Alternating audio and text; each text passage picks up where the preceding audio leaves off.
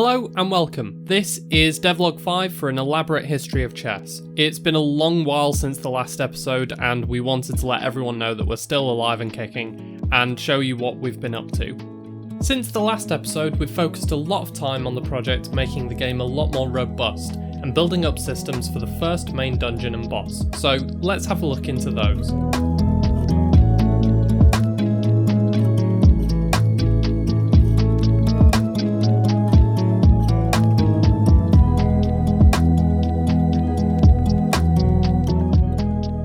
As a bit of a recap, An Elaborate History of Chess is a survival strategy game where you control chess pieces to harvest crops, fight enemies, and process materials.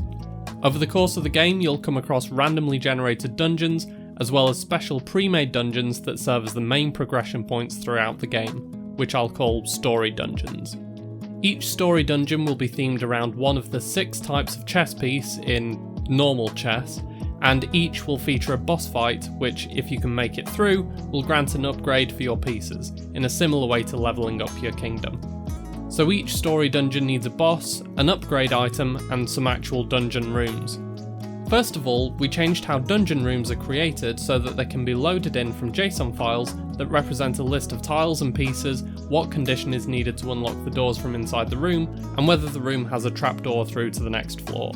Rooms know what combination of doors they have, meaning any room file that I put into this folder right here will get put into randomly generated dungeons in the correct way, rotating to fit the space as needed. And as those rooms are just JSON files, we can put together loads of pre-made rooms like this. Or at least that's an option. In the long run, these are the sorts of files we'll be generating, but I put together a dungeon room editor to paint in tiles and place pieces much easier than editing raw object notation. I can tell the room how the doors in there should unlock, whether that's through defeating all of the enemies currently alive in the dungeon, placing keys in the right places, or completing a checkmate puzzle. And once I'm done, I can save the room and load it in later. I also made a rudimentary first pass at a random room generator, which should serve us well enough until we get some of the more complex room types in. To allow us to control the loot that you find in chests throughout dungeons, I made an editor that allows me to click into placed chests and assign them loot tables that control the items that they drop. By default, chests link up to a rough estimate of how difficult the dungeon floor is to get some default loot, but I added a modifier to allow for chests to be placed in rooms that feel more difficult and just reward a higher level of loot because of that. Allowing for custom loot tables also means that we can control exactly what drops from a specific chest in a dungeon, which will come in handy later. Moving out of the room editor, I made a system to place rooms into the 2D space that is the floor that they're on, where I can place them down, change the connections, and see which rooms have trapdoors in to get through to the next level. I can then link floors together so that they form a complete dungeon. Save it, and chuck that file onto a dungeon entrance of my choosing. I also made it so that I can jump straight into a dungeon from the editor, which means we can test out ideas really quickly, whether that's for individual rooms or entire dungeons. Whilst this isn't necessarily a system that players will have access to, it does mean that instead of making dungeons like this, I can generate files like this pretty easily. I also spent a bit of time making loading into dungeons a fair bit fancier, so that has a transition now, and I gave story dungeons an animation for when they're opening up to the player, which bakes in a camera shake to make them feel big and important. To get into some dungeons, you'll need to pay resources, so I've added a panel allowing the player to do this, and changed how you enter dungeons at all to make this feel more like a conscious action by the player. During the pawn dungeon, you'll come across a chest, which when opened will give you a new item called the Pawn Relic. Opening chests now also comes with a pop-up panel so you can appreciate what you've gained. You can take the items out of this manually or just click close and watch them pop out one by one, which is really pleasing. Collecting the Pawn Relic means that you'll unlock a few new abilities for all of your pawns. These are Exert, Jump, and En Passant. Exert upgrades pawns' orthogonal movement, so that they can move an extra space, emulating the double move allowed for each pawn's first turn in a normal game of chess. This pairs up nicely with Jump, which is the ability that allows knights to jump over enemy pieces and small gaps. Exert and Jump are going to be useful for making it through the rest of the pawn dungeon, where we've made some puzzles specifically for that movement pattern. En Passant then allows pawns to move in a diagonal alongside an enemy piece, dealing it damage. It's not quite the same as in actual chess, but it felt right to give pawns a bit of an attack upgrade, through almost an AoE attack. As our pawns can move in any direction, there isn't really a sensible concept of which way is forward. So as long as there's a piece next to you that you wouldn't have been able to attack previously, you can now move alongside it, attacking it in passing, or en passant.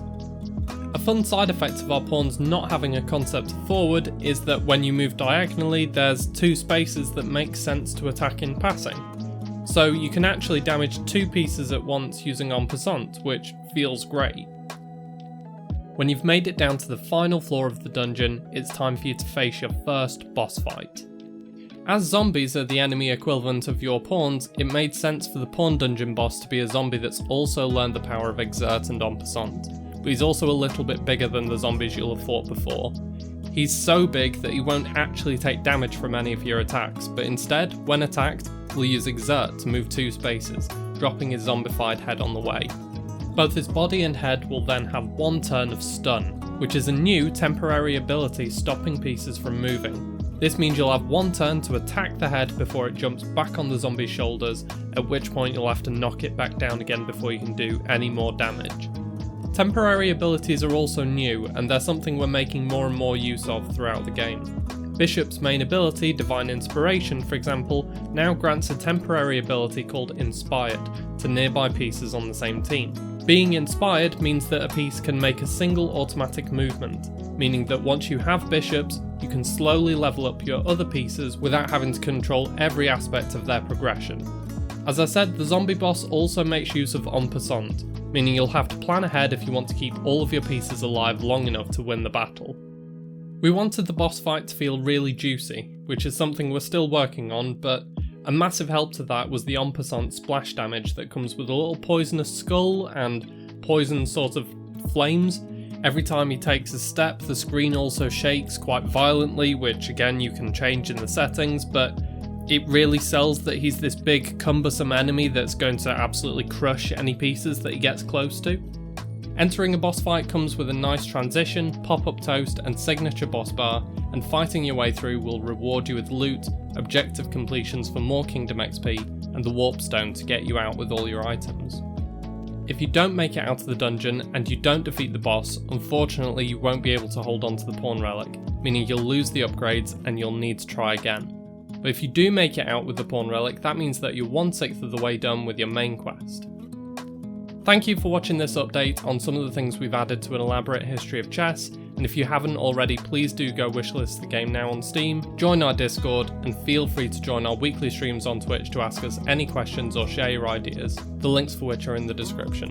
Apart from that, thank you for watching. This has been Alex from Iteration Games. I will get back to coding, and I will catch you in the next episode.